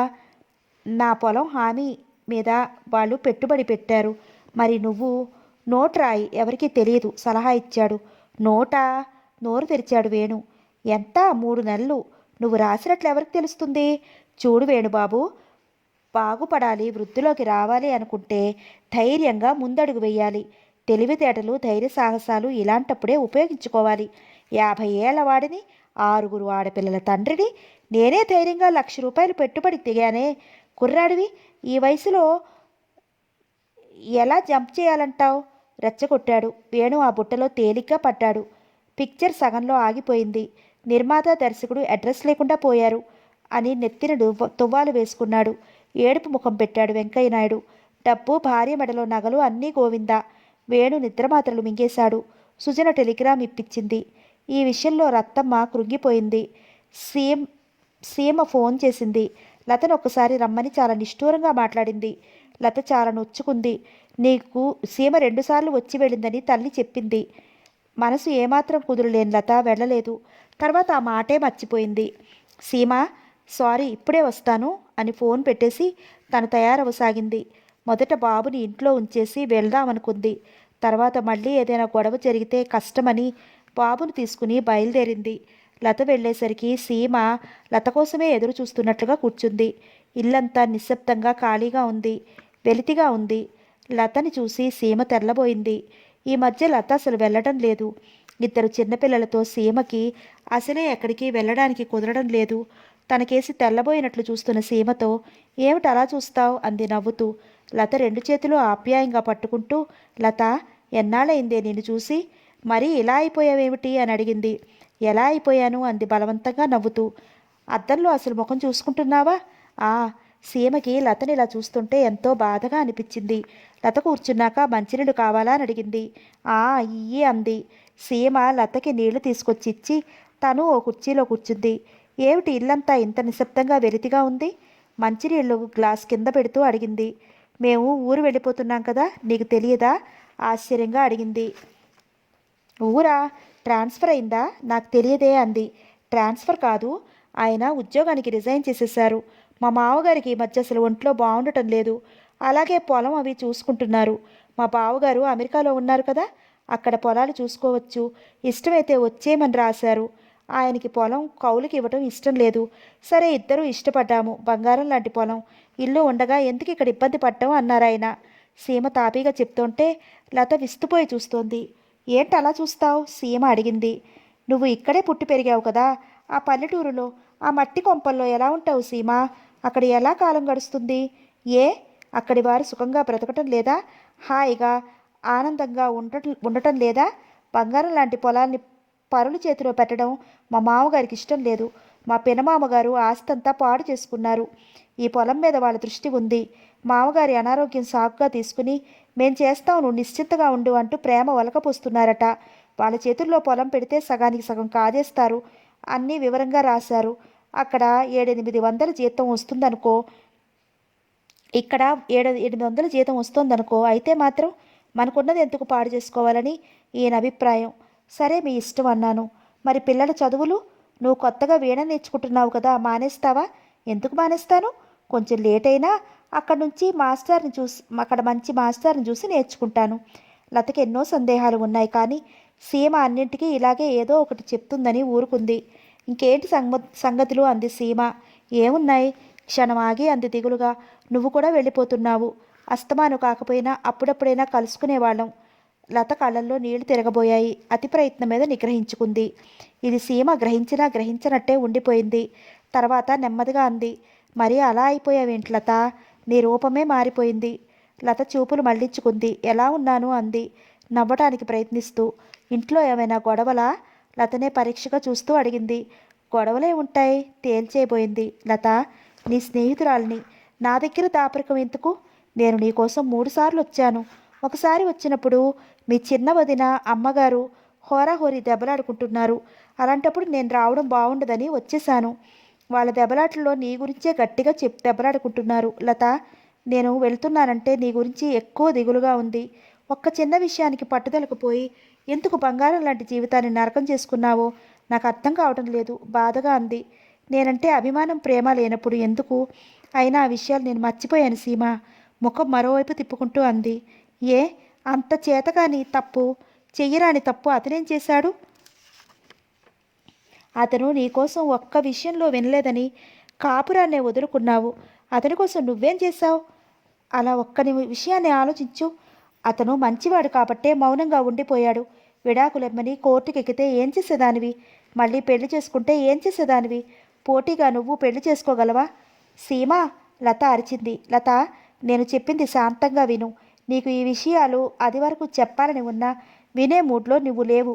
ఇప్పుడు మీ ఇంటి పరిస్థితి మారింది. ఇలా అన్నాను, బాధపడకు. మీ అమ్మా నాన్న నీ జీవితాంతం ఉండరు కదా. మీ అమ్మా నాన్న ఆరోగ్యంగా ఉండగానే విద్య అలా ప్రవర్తిస్తోంది. రేపు వాళ్ళు ముసలివారయ్యితే, విద్యకి పిల్లలు పుడితే ఆ వాతావరణం మధ్య బాబు పెరుగుదల ఎలా ఉంటుందో ఒక్కసారైనా ఆలోచించావా? బాబుకి నీ ఒక్క ప్రేమే చాలా. నలుగురు నీ ముఖాన అనకపోయినా చాటుని ఎలా గుసగుసలాడుకుంటున్నారు నీకు మాత్రం తెలీదా? నలుగురు 4 రకాలుగా వ్యాఖ్యానిస్తుంటే బాబు మానసికంగా ఎలా కృంగిపోతాడో ఒక్కసారైనా ఆలోచించావా? లత, నేను అంటున్నానని ఏమీ బాధపడకు. చుట్టాల కన్నా స్నేహితులే హితులు అన్నారు. ఇందుకే నీ గురించి మేమిద్దరం బాధపడిన క్షణం లేదంటే నమ్ముతావా? అతనికి నువ్వంటే ప్రేమ ఉంది కాబట్టే బాబు పుట్టాక మళ్ళీ నువ్వు వెళ్ళకపోయినా అలాగే ఒంటరిగానే ఉండిపోయాడు. అతనికి ఆ ఊరు నచ్చింది. ఆ తోటంటే ప్రాణం. పెంచిన తోట మీద బిడ్డ మీద లాంటి మమకారం ఉంటుంది. వాళ్ళకి అంతకన్నా రెట్టింపు ప్రేమ ఉంటుంది. ఈయనకి భాస్కర్కి బాగా స్నేహం. భాస్కర్ ద్వారా అంతా విని ఎంత బాధపడ్డారో తెలుసా? అతని పరిస్థితిని నువ్వు అర్థం చేసుకోలేదు లత. బాబుని ఒక్క క్షణం కూడా వదిలి నువ్వు ఎలా ఉండలేవో ఆ తోటని వదిలి అతను అలా ఉండలేడు. ప్రాణంలో ప్రాణమైన ఆ తోటని పొలాన్ని పరుల పాలు చేసి ఇక్కడ ఉద్యోగం చేయమనడం ఎంత న్యాయమో ఆలోచించు. కాలు మీద కాలేసుకుని దర్జాగా బ్రతికే జీవితాన్ని వదిలేసి తెల్లవారి లేచిన దగ్గర నుంచి పడుకోబోయే వరకు ఉరుకులు పరుగులు పెట్టే జీవితం గడపడానికి ఎవరిష్టపడతారు? ప్రతిదానికి క్యూలో నిలబడితే కానీ చేతిలోకి ఏమీ రాదు. మన ఆనందం, సంతోషం మన చేతుల్లో, మన ఆలోచనలో నిండి ఉందని మర్చిపోకు. ఇప్పటికైనా మించిపోయింది ఏమీ లేదు. బాగా ఆలోచించుకో. అతని మంచి మనసు పూర్తిగా విరిగిపోకుండానే మేలుకుంటే నువ్వు బాబు హాయిగా ఉంటారు. లత కళ్ళమ్మట నీళ్లు పటపటా రాలుతున్నాయి. పై పంటితో కింద పెదమరి గట్టిగా నొక్కిపట్టి దుఃఖాన్ని దిగమింగుకోవడానికి ప్రయత్నం చేసి ఓడిపోతోంది. లత ముఖం తన వైపు తిప్పుకుంది. ఏడుస్తున్నావా? నిన్ను బాధ పెట్టడానికి నేను అనలేదు లత. ఎన్నాళ్ళ నుంచో నీకు ఈ విషయం చెప్పాలని ఉంది. ఇంక నేను వెళ్ళిపోతున్నాను. మీ ఇంటి పరిస్థితి చూశాను. నువ్వు ఎలా ఉంటావో అన్న దిగులుతో ఇంకా ఆగలేకపోయాను లత. నన్ను క్షమిస్తావు కదూ? సీమా, అలా మాట్లాడకు. నిజం, నీ మీద నాకు ఏమీ కోపం లేదు. నా మనసంతా గందరగోళంగా ఉంది. ఒక్కొక్కసారి పిచ్చెక్కుతుందేమోనని భయంగా ఉంది. వెక్కిళ్ళ మధ్య అంది. నీకంత కర్మేం పట్టింది? ప్రాణాధికంగా ప్రేమించే భర్త, కన్న తల్లి కన్నా ఆదరంగా చూసే అత్తగారు. నీకేం లోటు? పొరపాట్లు ఎవరికైనా వస్తాయి, ఎవరైనా చేస్తారు. అది తప్పని తెలుసుకున్నాక వాటిని సరిదిద్దుకోవాలి. ఈ ఒక్క విషయంలో మినహా ఉన్న విషయాల్లో నీ పట్ల అతని ప్రవర్తన ఎలా ఉందో ఒక్కసారి ఆలోచించు. ఇవన్నీ నాకెలా తెలిసాయా అని ఆశ్చర్యపోకు. సుగుణని మీ వాళ్ళ మాటలు పట్టుకుని భాస్కర్ కొన్నాళ్ళు పుట్టింట్లో వదిలేశాడు. మీ పిన్ని కూడా సుగుణని చాలా సతాయించింది అంటూ సారథి భాస్కర్ మధ్య జరిగినదంతా చెప్పింది. మరి సుగుణ పౌరుషంగా కాపురానికి రానక్కర్లేదుగా. తాను ఏ తప్పు చేయకుండానే చెప్పుడు మాటలు నమ్మి భర్త తనని వదిలేశాడు. మళ్ళీ ఎందుకు వచ్చిందంటావు? అతడు అమాయకుడని తెలుసు. భర్తకి తన మీద ప్రేమ ఉందని తెలుసు. అందుకే తేలిగ్గా అతన్ని క్షమించి వచ్చేసింది. ఇప్పుడు అతనికి భార్య అంటే ఇంకా అపురూపమైపోయింది. నీకు తెలుసో తెలియదో, మీ అమ్మ సారథి మీద వేయని నిందలేదు. మా అమ్మతో కూడా నిన్ను ఎన్నో బాధలు పెట్టాడని చెప్పిందట. నేను అంతా అబద్ధమని చెప్పాను. లత మనసు సిగ్గుతో చచ్చిపోయినట్లుగా ఉంది. సారథి తనని ఎప్పుడూ బాధలు పెట్టాడు. చిచి, అలా అనుకుంటే తనకే పాపం. సీమ చెప్పిన విషయాలు వింటుంటే లతకి మతిపోతున్నట్టుగా ఉంది. భాస్కర్ తనకెందుకు చెప్పలేదు? ఆయన నన్ను అనుమానించడం ఏమిటి? బాబు పుట్టుకని శంకించడం ఏమిటి? ఆయనకి వెధవ గుణాలుంటే సీమ అన్నట్లు ఈ పాటికి మళ్ళీ పెళ్లి చేసుకోకపోనా? బిడ్డలు సుఖపడాలని తల్లి తండ్రులకి ఉండొచ్చు లత.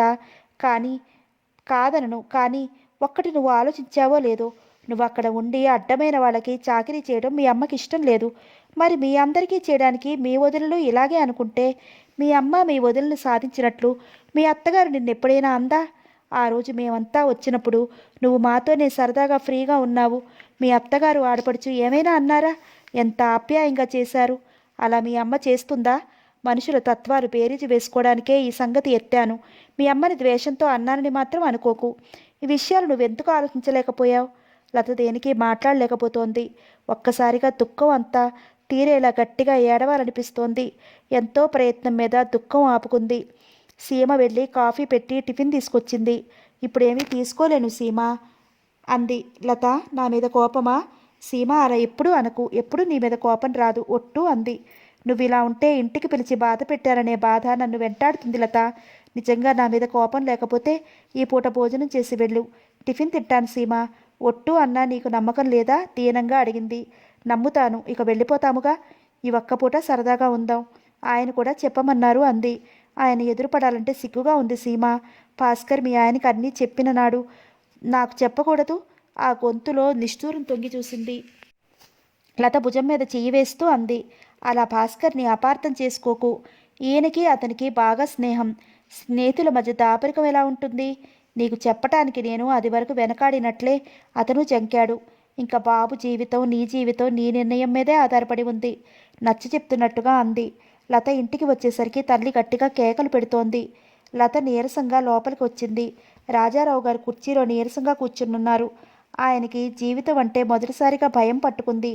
ఇంతవరకు భార్యకి ఎదురు చెప్పేవాళ్ళు లేరు కాబట్టి ఇంట్లో గొడవలు జరగలేదు. ఇప్పుడు విద్య ఎదురు చెప్పడంతో భార్య రౌద్రాకారం చూస్తుంటే భయం పుడుతోంది. ఏమిటి నాన్న అని అడిగింది. కరుణాకర్, విద్య నాగార్జునసాగర్ చూడటానికి వెళ్ళారమ్మా. అది సంగతి. వెళ్తే ఏమైంది? దానికి ఎంత గొడవ ఎందుకు? పెద్ద కోడలు లేదు, వంట మనిషి లేదు. మరి ఇంట్లో ఇబ్బంది కదా. బాధ్యత లేకుండా, పెద్దవాళ్ళంటే లెక్క లేకుండా మొగుడితో టింగు రంగామని వెళ్ళింది. మొదటిసారి ధైర్యం లేక కూతురుతో తన బాధ చెప్పుకున్నాడు. లత లోపలికొచ్చింది. ఎందుకమ్మా అనవసరంగా నోరు పారేసుకోవడం? మనం ఇద్దరం చేయలేమా? నువ్వు భాస్కర్ ఇంటికి వెళ్ళొచ్చాక మారిపోయావే. నేను చూస్తూనే ఉన్నాను. అంత బాధ్యత లేకుండా వెళ్తుందా? దానికి బుద్ధి లేకపోతే వాడికే నా బుద్ధి ఉండక్కర్లేదు. వాడు ఆ అలసి ఇచ్చాడు కాబట్టే అది ఇష్టం వచ్చినట్లు ఆడుతోంది. మండిపడింది. ఇంకా తల్లి వినదనుకుని గదిలోకి వచ్చింది. మంచం మీద నీరసంగా కూలబడింది. సీమ మాటలే చెవుల్లో గిగ్గురుమంటున్నాయి. నిజమే, తను కవిత పెళ్లికి వచ్చేసరికి అత్తయ్యకి ఒళ్ళు తెలియని జ్వరం. అయినా ఆవిడ కొడుకును కూడా వెళ్ళమని మనస్ఫూర్తిగా చెప్పింది. తను ఇంట్లో ఎప్పుడూ పని చేయలేదు. అయినా ఆవిడ ఏమీ అనలేదు. ఎన్నోసార్లు సినిమాకి వెళ్ళారు. అయినా ఆవిడ ఏమీ అనలేదు. అతను నువ్వు అడిగిన ఒక్క విషయం చేయలేదని బంగారం లాంటి కాపురాన్నే వదులుకున్నావు. అతని కోసం నువ్వేం చేశావు? లత తలని రెండు చేతులతో పట్టుకుంది. ఆలోచనలతో తల బ్రద్దలైపోతున్నట్టుగా ఉంది. సీమ మాటలు మెదడులో తొలి చేస్తున్నట్టుగా ఉన్నాయి. అతను నిన్ను తిట్టాడా, కొట్టాడా, అవమానపరిచాడా? అతను మంచివాడు కాబట్టే నిన్ను కోర్టుకి ఏడవకుండా మళ్ళీ పెళ్లి చేసుకోకుండా ఉన్నాడు. తల్లి విద్యను ఇంకా సాధిస్తూనే ఉంది. లతకి లేవాలని లేదు, లేచే ఓపిక లేదు. కానీ తల్లి కేకలు వినలేక బాబును పడుకోబెట్టి వెళ్ళింది. తల్లిని వెళ్ళమని వంట చేసింది. విద్యా కరుణాకర్ 3 రోజులు రాలేదు. 2 రోజులు ఓపిక చేసుకుని ఎలాగో వంట చేసింది లత. అన్నం సహించటం లేదు. తలపోటు ఎక్కువైపోయింది. జీవితం ఎప్పుడూ అదివరకులాగే జరుగుతుందనుకుంది. కానీ ఒక్కసారిగా తన జీవితం తలకిందులైనట్లు అనిపించింది. 2 రోజులు ఓపిక చేసుకుని వంట చేసిన లత ఆ మర్నాడు లేవలేకపోయింది. అతను కాళ్ళల్లోంచి సన్నగా వణుకు ప్రారంభమైంది. పెదలు అదురుతున్నాయి. చేతులు కంపిస్తున్నాయి. తలలో సన్నగా పోటు ప్రారంభమైంది. ఎలాగో 4 అడుగులేసి మంచం మీద కూలబడ్డాడు సారథి. చేతిలోని ఉత్తరం అతడు పూర్తిగా చదవలేదు. చదవాలంటే భయంగా ఉంది. నుదురు అరచేతుల్లో చెమట పట్టసాగింది. కొద్ది క్షణాలు కదలలేని వాడిలా అలాగే కళ్ళు మూసుకుని కూర్చుండిపోయాడు. కొంతసేపటికి ఎలాగో తనను తాను నిగ్రహించుకున్నాడు. తర్వాత ఉత్తరం మడత విప్పి మళ్ళీ చదివాడు. అన్నయ్య, వదినకి ఒళ్ళు తిరియని జ్వరం. తెలివిలో లేదు. ఏదేదో మాట్లాడుతోంది. ఇలాంటప్పుడు పంతాలు పట్టింపులు పెట్టుకోకూడదు. ఇదే టెలిగ్రామ్గా భావించి నువ్వు వెంటనే బయలుదేరిరా. అసలు ఆయన టెలిగ్రామ్ ఇస్తానన్నారు. టెలిగ్రామ్ అంటే నువ్వు కంగారు పడతావని ఇవ్వలేదు. ఇంక నువ్వు ఏమీ ఆలోచించకుండా, ఎలాంటివి మనసులో పెట్టుకోకుండా వెంటనే బయలుదేరి వస్తావని ఆశిస్తున్నాను. నువ్వు వస్తే వదిన జ్వరం తగ్గి మనలో పడుతుందన్న నమ్మకం నాకు గట్టిగా ఉంది. నువ్వు వెంటనే బయలుదేరి వస్తావని అనుకుంటున్నాను. అస్థి పంజరంలా మంచానికి అంటుకుపోయిన లత కళ్ళకి కనపడి గట్టిగా కళ్ళు మూసుకున్నాడు. యువతల తల్లికి జ్వరం, టైఫాయిడ్ ఏమోనని అనుమానంగా ఉంది. వేణు ఇంకా తేరుకోలేదు. పుష్ప 4 లంకణాలు చేసి ఆ రోజే పథ్యం తీసుకుంది. పథ్యం తీసుకుంది. భర్త పరిస్థితి చూసి సుజన బాగా కుంగిపోయింది. ఎలా ఉండే ఇల్లు ఎలా అయింది. ఇప్పుడు అతని పరిస్థితి చాలా ఇరకాటం అయిపోయింది. ఇటు కనిపించిన తల్లి, అటు ప్రాణాధికంగా ప్రేమించిన భార్య. లత చిన్న విషయానికి అతని మనసుని అంతగా గాయపరిచినా లత మీద అతనికి ఎప్పుడూ కోపం రాలేదు, అసహ్యం కలగలేదు. సారథి డాక్టర్ని కలిశాడు. తల్లి పరిస్థితి కనుక్కున్నాడు. నేను అర్జెంటుగా ఊరు వెళ్ళాలి డాక్టర్, మానడానికి లేదు. ఎల్లుండి తెల్లవారేసరికి ఇక్కడ ఉంటాను. వేణు ఇంకా కోలుకోలేదు. మీరు చూసుకుంటానంటే నేను ధైర్యంగా వెళ్ళి రాగలను అన్నాడు. మీ అమ్మగారికి ఏమీ పర్వాలేదు, నేను చూసుకుంటాను. కాంపౌండర్ని ఇక్కడే ఉంచుతాను. నేను వచ్చి చూస్తాను. మీరు నిశ్చింతగా వెళ్ళి రండి, డాక్టర్ ధైర్యం చెప్పాడు. సారథి మనసులో ఇప్పుడు ఎటువంటి కల్లోలం లేదు. మనసు మొద్దుబారిపోయినట్లుగా ఉంది. చలాకీగా మెరుపుతీగలా ఉండే లత మంచాన్ని అంటుకుపోయి ఉంది. తెలివిలో లేదు. జుట్టు పీచులా రేగి ఉంది. కళ్ళు గుంటలు పడి కళ్ళ కింద వలయాల్లా నల్లగా గీతలు ఉండి ఒక్కసారిగా 10 ఏళ్లు పైబడినట్లుగా ఉంది. అతను రాగానే భాస్కర్ వాళ్ళు బయటికి తప్పుకున్నారు. సారథి అదృష్టమో ఏమో గాని అతను వచ్చిన టైంకి ధనరమ్మ రాజారావు వాళ్ళు లేరు. అప్పుడే ఇంటికి వెళ్ళారు. పుల్లలా ఉన్న లత చెయ్యి మీద చెయ్యి వేసేసరికి అతనికి కడుపులో దేవినట్లయింది. గుండె గొంతుకులోకి వచ్చినట్లయింది. లత అని పిలవాలని ఎంతో ప్రయత్నించాడు. అతని పెదాలు ఎంత బిగపెట్టినా అతని పెదవులు దుఃఖంతో అదిరాయి. గుండె బరువెక్కింది. లతని అలా చూడలేక కళ్ళు గట్టిగా మూసుకున్నాడు. డాక్టర్ రావడంతో అతని యువతలకి వచ్చేశాడు. తర్వాత భాస్కర్ సారథిని ఇంటికి తీసుకువచ్చాడు. సారథి అలసటగా కుర్చీలో కూర్చుని కళ్ళ మీద చేతులు ఉంచుకున్నాడు. అన్నయ్య, సుగుణ నెమ్మదిగా పిలిచింది. అన్నయ్య అన్నాడే కానీ అతను కళ్ళ మీద నుంచి చెయ్యి తీయలేదు. సుగుణ అన్నగారి తల మీద చెయ్యి వేస్తూ మెల్లగా అంది. అన్నయ్య, ఒక్కసారి కళ్ళు తెరు. చెప్పు సుగుణ. అతని కంఠం బొంగురుపోయింది. సారథి కళ్ళ మీద చెయ్యి బలవంతంగా తీసింది. ఇటు చూడు. తప్పనిసరిగా కళ్ళు తెరిచాడు సారథి. సుగుణ చంకలో బాబు, తనకేసే వింతగా చూస్తున్న బాబు. బాబు అన్నయ్య అని. బాబు, నాన్న దగ్గరికి వెళ్ళమ్మా అంది. బాబు సుగుణ మెడని 2 చేతులతో గట్టిగా పట్టుకున్నాడు. వెళ్ళను అన్నట్లు. సారథి సరిగా కూర్చున్నాడు. అవ్యక్తమైన బాధ అతని గుండెల్ని పిండేసింది. తను తండ్రి అని వాడికేం తెలుసు? పరాయివాడిని చూసినట్లు భయపడుతున్నాడు. అతని మనసు బాధగా మూలిగింది. ఇంతవరకు బాబుని ఎప్పుడో అప్పుడు ఎదుర్కొనే సీనుని రకరకాలుగా ఊహించుకుని కలలు కంటున్నాడు. ఇప్పుడు బాబుకి తనని నిలదీసే వయసు లేదు. తను తండ్రి అంటే తెలియని వయసు. అన్నగారి మనసు చెదిరి ఉందని సుగుణ గ్రహించింది. పక్కనే టేబుల్ మీద ఉన్న చాక్లెట్ డబ్బా తీసి సారథి చేతిలో పెట్టింది.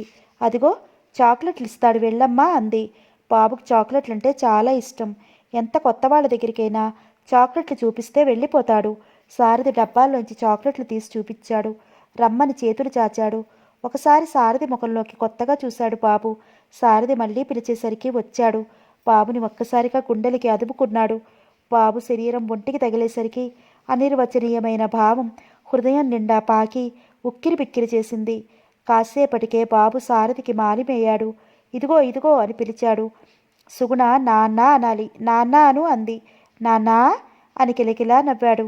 సారథి చప్పున హృదయానికి హత్తుకుని తల మీద ముద్దు పెట్టుకున్నాడు. సారథి ఇంటి దగ్గర పరిస్థితి చెప్పి ప్రతిరోజు ట్రంకాల్ చేయమని భాస్కర్కి చెప్పి తప్పనిసరిగా ఇంటికి బయలుదేరాడు. సారథి అత్తగారింటికి వెళ్ళలేదు.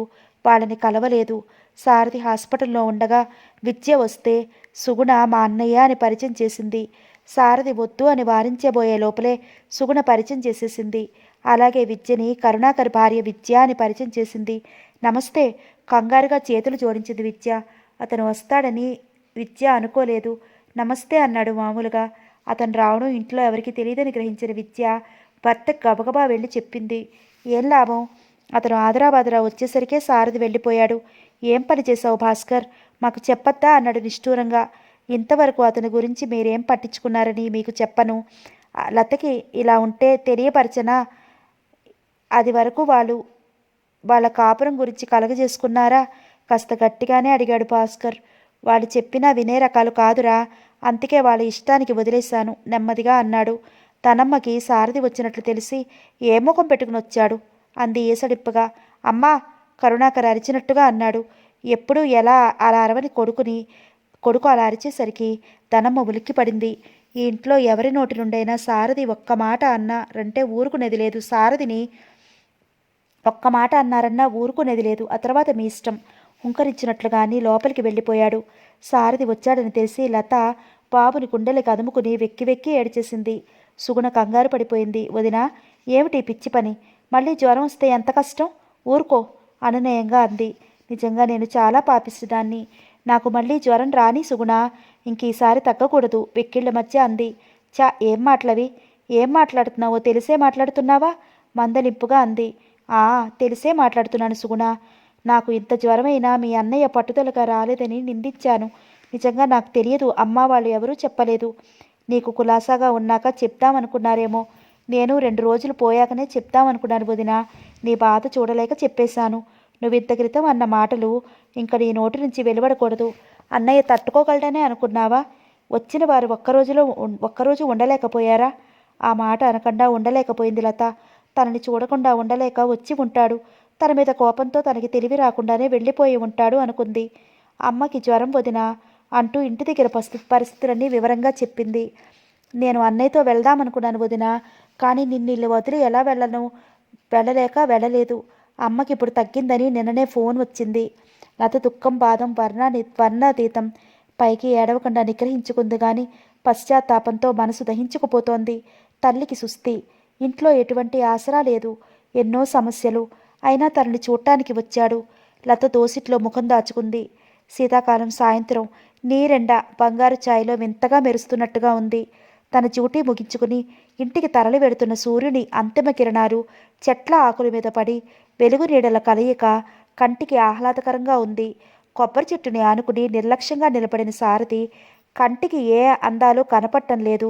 అతని నిర్లిప్తమైన మనసు ఉషోదయంలో ఉండే పులకింత గాని, సంధ్యా సమయంలో కవ్వించే పలకరింపులు గాని అతని మనసుని తాకవు. అతనికి అన్నీ ఒకటే. ఏదో పరాగ్గా చూస్తూ నిలబడ్డ సారథి తన వెనకాల శుతిమెత్తని పాదాల సవ్వడి అతడు గ్రహించలేదు.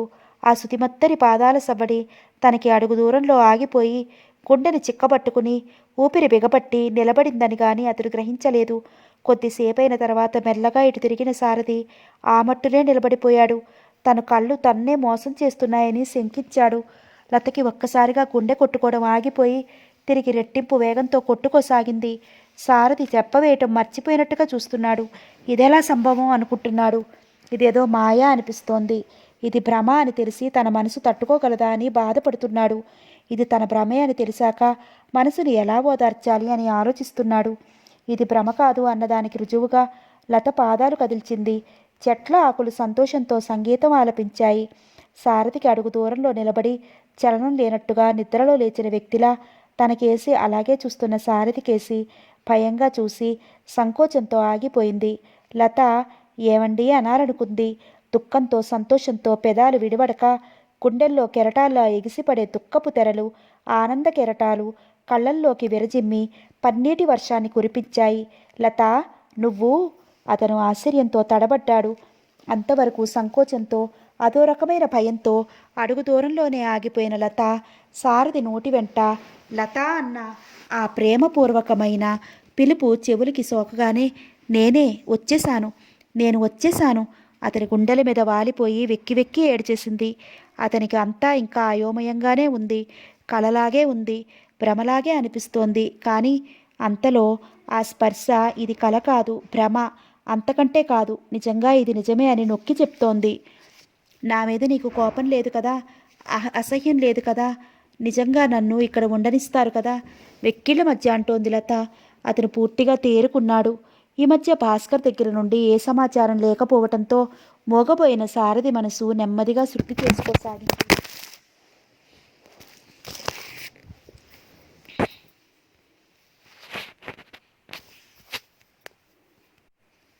లత, నువ్వు ఇలా నా దగ్గర ఉన్నావంటే నేను ఇంకా నమ్మలేకపోతున్నాను. నిజంగా నువ్వు వచ్చావా? నా దగ్గరే ఉన్నావా? ఇది అబద్ధం కదూ? అతని గొంతు అతనికే కొత్తగా ఉంది. నేను మీ దగ్గరే ఉన్నాను. ఇది కల కాకూడదు. ఇది కల అంటే నాకు నిజంగా పిచ్చెక్కుతుంది. లతకి మళ్ళీ దుఃఖం తోసుకొచ్చింది. ఆ దుఃఖంలో, సంతోషంలో, ఆనందంలో ఏమిటేమిటో మాట్లాడుతోంది. మధ్య మధ్యలో ఏడుస్తోంది. లతని వారించాలని సారథి చేసిన ప్రయత్నం ఫలించలేదు. అలా అతని హృదయం మీద వాలి ఏవేవో మాట్లాడుతున్నంత నీరసంగా తోటకూర కాడలా వేలాడిసాగింది. సారథి కంగారుగా లత అని పిలిచాడు. అంటోంది గాని కళ్ళు మూతలు పడిపోసాగాయి.